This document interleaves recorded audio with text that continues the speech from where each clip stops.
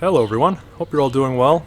Today I wanted to finally finish up my years in counting AK upgrades video series with a bit of a recommendations and conclusions video talking about the upgrades I did here and a few recommendations based on those. So going off of that, most of what I talk about it will be about these specific things that are on my rifle, but I'm going to try to generalize it so you can kind of apply the concepts of what I'm talking about to any parts, because I've pretty much Zeniko'd out my rifle, I think exclusively. And recently with all the bans and everything that's been going on in the world, Zeniko has gotten a ridiculously more expensive and also a lot more rare. So that is why I wanted to kind of generalize it for this video. So with that caveat out of the way, and that is what this video is going to be about. I'm not even sure what I'm going to name the video yet. I'll think of something, you'll know it by the time you see it of course, but yeah, just so you know up front, that way if you're not interested in that sort of thing, you can just click off. Otherwise, let's get started talking about this, and I'm going to start at the stock and just move forward, mostly. There's a few parts in here that I don't have a super good order on that I'll just kind of push in, but definitely going to start at the stock. So on here, I have a Zeniko PT3 stock. So I chose this specific stock rather than the PT1, which is another one I was heavily considering, because I honestly didn't look too much into it, and I thought at the time, just from looking at it, that the PT3 was lighter, and I was kind of wanting to shave a bit of weight wherever possible. As a matter of fact, this is not actually the case. The PT3 here is in fact a little bit, not very much, but it is a little bit heavier than the PT1. But actually, looking back on it, I don't know, because I don't actually own one of the PT1s, so I'm not able to say for sure. But I do think that it actually worked out better because of the cheek riser, which I did end up using. When I first got this, for quite a while I didn't use it pretty much at all, but now that I have a higher EOTech on here, it's quite comfortable. I just have it always at the middle setting right here. But the reason I'm talking about the cheek riser in comparison to the PT1 is on the PT1 you have two sort of thumb screws like you have here on the, if you can see on the bottom here. So on this stock, this thumb screw just locks the stock in, so you can't collapse it. If I undo it here, then you can see you can do that. On the PT1, however, you have those same sort of thumb screw configuration on the cheek riser itself, which I heard some other people saying they kind of come loose, and in my experience, this thumb screw here that locks in the stock from collapsing, it does loosen up a lot of the time.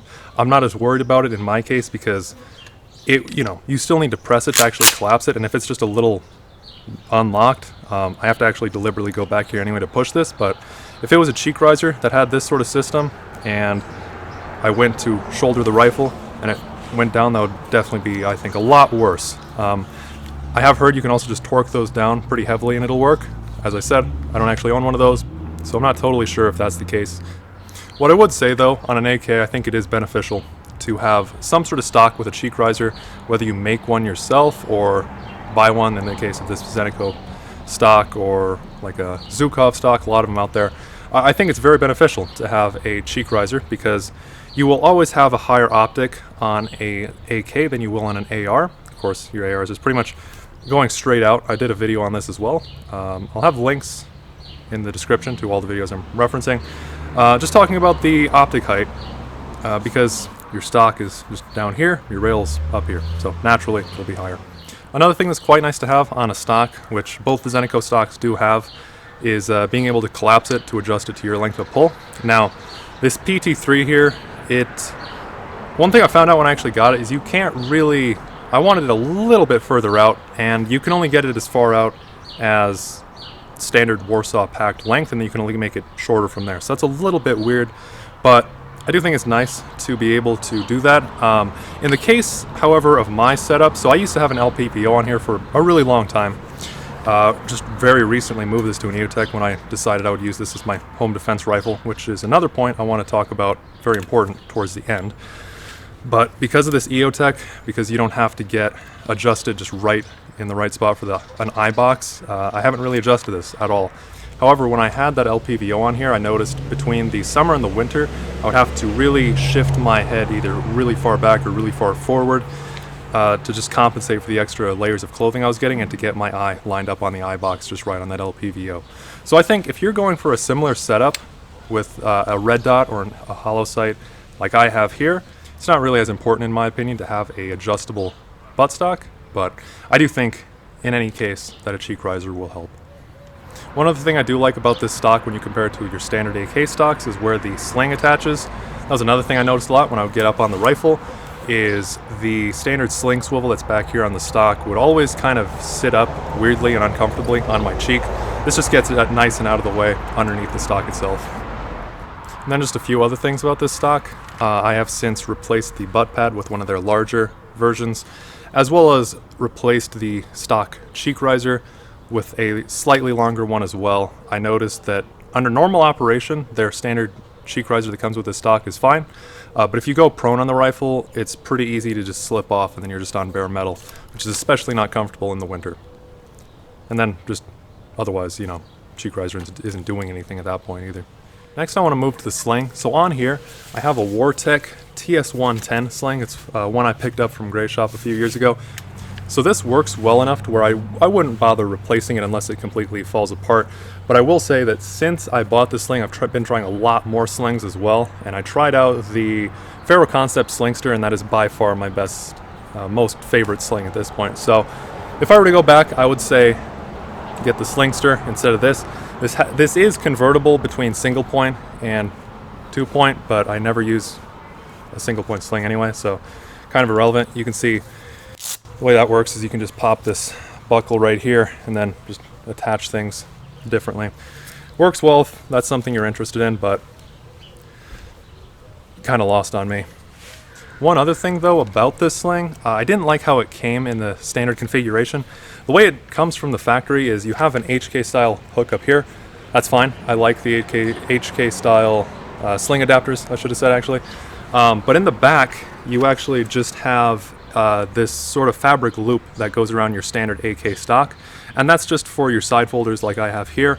It just puts it in line with your sling on this side. That way it kind of solves the problem I was mentioning about it going up on my cheek earlier, but it caused some other problems where it would always rotate and then it would have a different issue. So I did end up direct threading this back here, and before I had this stock I also just switched it and was using 2 HK adapters on both sides. Moving forward, but now kind of down on the rifle, wanted to talk about the pistol grip. I tried out an insane amount of pistol grips when I was upgrading this AK.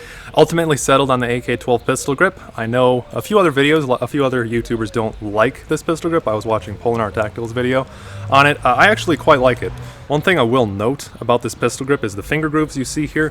They don't line up perfectly on my hand, but the thing I was looking for, and the reason I bought this pistol grip, was something that's a bit more vertical, a bit more of a reduced angle. Before this, I was using the Custom Arms AG74. Excellent pistol grip, however, it was a little bit more of a steep angle than I would like for my hand. I still actually use that pistol grip on my other rifle, the Wasser 10, but on here, I have switched to the AK-12 pistol grip. I will say, however, during installation, this is kind of weird. It doesn't fit perfectly on your standard AKs. It's, you know, kind of AK-12 specific, unless you can get one of their T-nuts, which especially now, you can't even get Zeneco parts. You can definitely not find AK-12 parts very easily either. So if you do happen to get one of these though, and you get the T-nut with it, works fine. If you don't get the T-nut and you just get the AK-12 pistol grip, one way you can actually get it to install, because otherwise it won't fit on your rifle at all, just rotate your T-nut 90 degrees and just pop it in. If you're interested in what I'm referring to in more detail, I do kind of want to move on, but you can check that video out, again, in the description below. Otherwise, if you look at my AK upgrades playlist at all the pistol grips I have done, I would say they're all fine, with the exception of the very first one I did, and actually the very first AK upgrades video I did on the ATI Scorpion, I think it's called. Maybe it's the X1. At any rate, that is the only pistol grip that I had completely fall apart.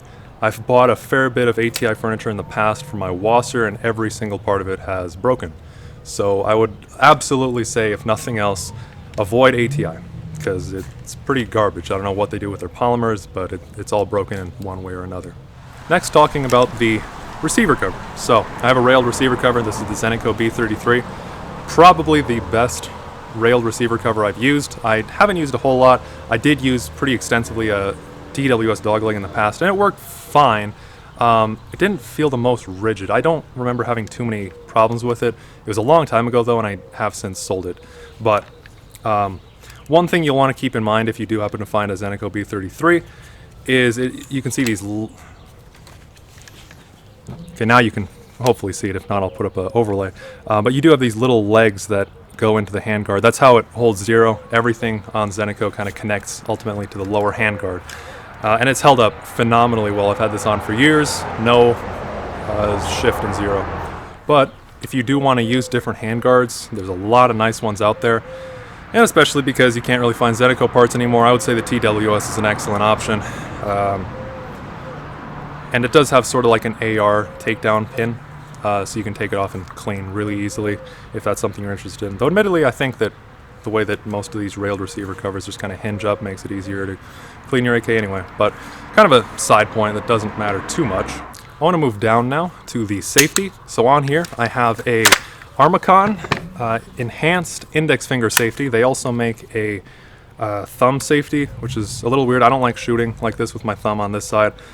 It's more of a precision rifle sort of technique, and personally, I've found I actually shoot worse when I do that, because the rationale behind doing that is to prevent you from tightening up on the pistol grip as you take the shot, which is not something I do, at least not with this rifle. But yeah, this index finger safety works great. I had to do a bit of tweaking on it. It didn't fit right out of the box. I had to do a bit of dremeling. I bought two of them. The one I put on my Wasser fit fine. This one had just tiny bit of fitting was needed, but nothing bad. The reason I chose this over the Krebs was, there's no particular reason actually. I just wanted to kind of try it because I noticed there was no videos on it on YouTube. This does have a bit of a difference from the Krebs in that the shelf here is flat as opposed to a sort of half moon crescent sort of shape.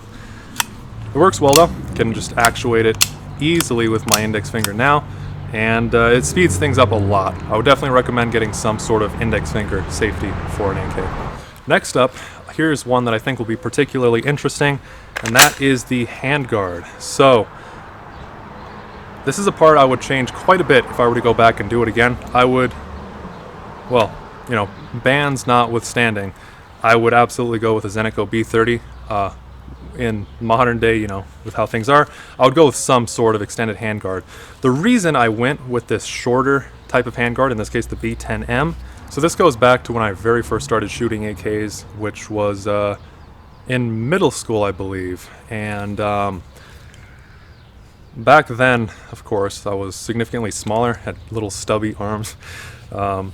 And it was just harder for me to balance an AK out. So I had no use for an extended handguard, and I kind of remembered it from back then. And so when I went to upgrade this, I thought, okay, it's not really something I'll ever use. But since then, I've used a lot more rifles, got a lot more training, shooting in. And I have noticed that it definitely, it's not too fatiguing to get it further out. Of course, it will be slightly more, but it gives you significantly better control. It's definitely worth it. So I would absolutely go with a B30 and a B31 upper handguard. Because for me, at least, right about here, where the gas tube starts, would be the most comfortable part for me to grip, which is right about where the B30 would go to. With the B10, I am a little bit further back than I would like to be. One other thing I would definitely change to shave off quite a bit of weight would be to get a version, some sort of handguard that doesn't have side Picatinis. I never use those Picatinis. That's another kind of holdover from when I first started shooting. I thought like, okay, need a quad rail because it's nice and sturdy. But when I first started, there wasn't a whole lot of information at all. I didn't really trust Zeniko's basis system. But since then, there's been a lot of videos talking about basis, and their system's super reliable. So I would totally trust Zeniko's system to hold and all of that. But at any rate, basis, M-lock, whatever. Yeah, I wouldn't go with rails, because I just don't use them. As far as durability is concerned though, this has held up great. I want to touch just briefly on the light I have on here, just to kind of mention it. I won't spend too much time on it. This is just a Rain 2, just got it really recently. This was the last upgrade I did. This is the only part I do not have a dedicated video on. I'm thinking I might do a video just testing the range of it, but I don't have very good access to night facilities. There's nowhere I can even shoot at night, but it works well in just the limited training I've done with it so far. And I just have a pressure pad just up here on the upper handguard. And one other thing I wanted to mention, how this relates specifically to AKs, is So when I made my last video on AK upgrades, it was on this railed gas tube cover, or upper handguard, whichever term you prefer to call it. And at the time, I had a Rain 1, which I tested on here, and I tried to push it all the way out to the end of this gooseneck rail from Zeniko, and it would not fit. The cord would not reach all the way up to the pressure pad that I have up here. And I didn't think it would work, but I just tried pushing it back a little bit on the gooseneck, and it works. Ideally, I would like to have it further out, but just the cord length doesn't permit that, so it's fine. It's only less than an inch further back, so it works nice and tight. Not really snagging on anything. So one other thing I would recommend that I don't have on here yet, get a cover for your flashlight. Garen Thumb in his video on a recce rifle setup kind of mentioned that, and I do have all my other flashlights set up that way, but I wanted to make this video. I actually have one on order, just hasn't gotten here yet. For me, I always like to use flip-up scope caps. In my case, I have one from Butler Creek. It can be kind of hard to find scope caps that'll fit flashlights. In my case, this is a 30.5 outer diameter, so I just bought one that fits a 30 or 31 millimeter. And if you ever get one, like I'm talking about, and it doesn't fit, if it's too small, you're kind of screwed, but if it is slightly too big, just wrap a bit of electrical tape around it and that'll do the job. Alright, moving way forward now to the front sight post, which you can see there, and I'm not flagging the camera. I have a Red Fox Arms sight post on here, just nice and red. Despite their name, they actually do make sight posts in green and orange as well. Personally, I think red is probably your best bet for an iron sight in the kind of conditions you'll be using an iron sight in. I haven't used this in a while, but I will say that between the time when I took the LPVO off of here and put it on my AR, and between the time I put this EOTech on, which was actually, unfortunately, pretty long. I think it was almost half a year. It's held up really well, and I don't have any complaints. It just kind of helps to make the front sight pop, make it a little bit easier to acquire, but of course an optic's better. But yeah, may as well upgrade your iron sight and get used to shooting iron sights too. Last, let's talk about the, actually not last, but let's talk about the muzzle attachment now, and there's a few other parts I will mention. So what I have on here is a Arsenal made, it's one of the US made however, ARM1 flash hiders. This one's just stainless steel and then Cerakoted. The original Bulgarian ones, I believe that they're chrome lined from the information I received, so this works great. As far as actual flash suppression though, this is a really good flash hider, and I would recommend having a flash hider, at least if you're going the route of home defense. And speaking of, this is kind of where I was mentioning at the very start of the video, the role of the rifle, how I set it up for home defense, is kind of becomes relevant. When I first started upgrading this AK, I didn't have any particular plans for how I wanted to actually use it.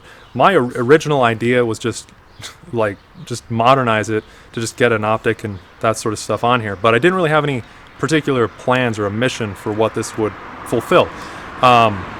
So I would recommend that you kind of figure that out before you even upgrade anything, because in my case, before this, I had a Zeniko DTK3 on here, very effective muzzle device, and I did use a few other muzzle devices, but those were on the Wasser, and I don't think I ever did videos on those. At any rate, it's hard to decide on muzzle devices, especially if you don't really know how you're going to use the rifle. So I would say to kind of figure that out first, because in my case I could have avoided the expense and just kind of wasted time of using the DTK3 if I had just knew that I needed a flash hider from the get-go, based on what the mission was for it. Oh, and actually, come to think of it, I did do a different video on, I did try a different muzzle device for this, an Akademia Sturm. It was another muzzle brake from Russia, and it was pretty bad. It was extremely flashy, and the effect was identical to a standard brake. So, okay, so that covers everything that is on the rifle. However, you can probably tell from looking at the timeline of this video, there's a lot more time left in this video. There's a lot more to talk about, and that is parts that I took off of the rifle. Actually, there's only one, but I feel like this is going to be kind of lengthy.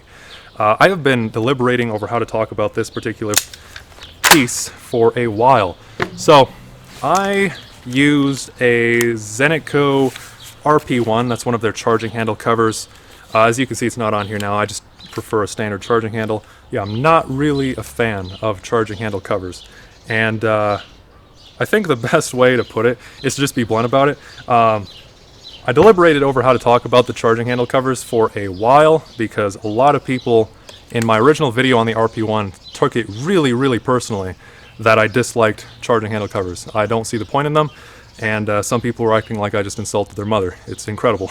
But for a little bit of a backstory, I've used AKs in extremely inclement weather, a lot in the winter when it's really snowy, icy, and a few times when it's really rainy too. I've never had an issue with my hand slipping off of the charging handle.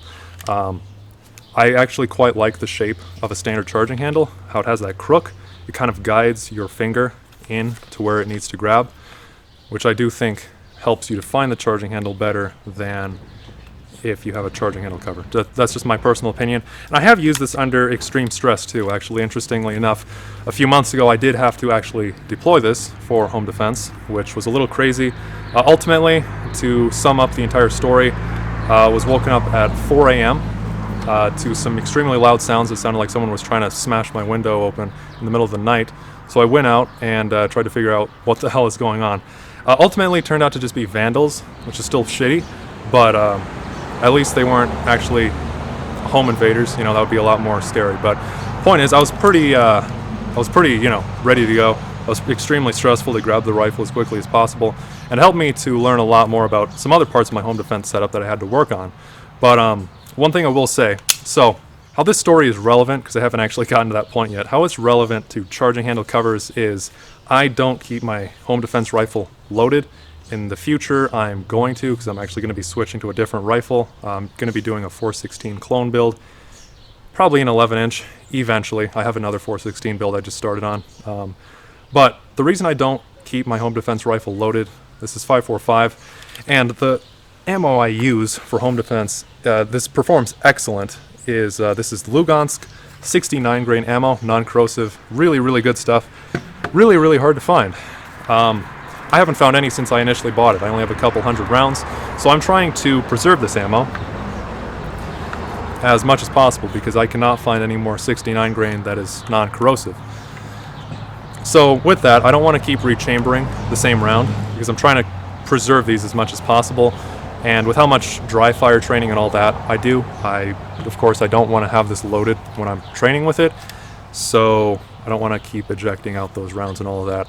So that is a kind of another problem you'll want to think about with caliber choices. I haven't really looked into AK-74s specifically, like this one is, in a while, but I know that at least last time I looked, it seems like a lot of people think AK-74s are cool, and they are. I do like 5.45 quite a bit.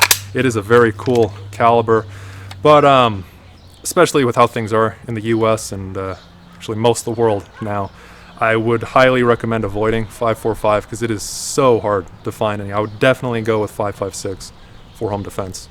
But yeah, anyway, to get back on to topic, when I went to rack my rifle that night, didn't have any issues finding the charging handle. It was pitch black, and I actually, for me at least, I noticed that that crook that I was mentioning earlier kind of made it easier for me to find where to pull from in the darkness.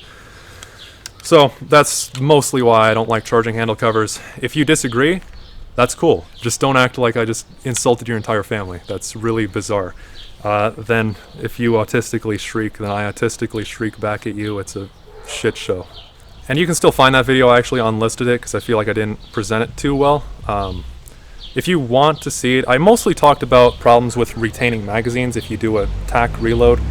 But at any rate, yeah, I still don't like charging handle covers, even though I tend to do different reloading methods nowadays. Well, that covers it. Hopefully that charging handle segment wasn't too long. So that is how I set my rifle up. Hopefully you found some stuff here informative.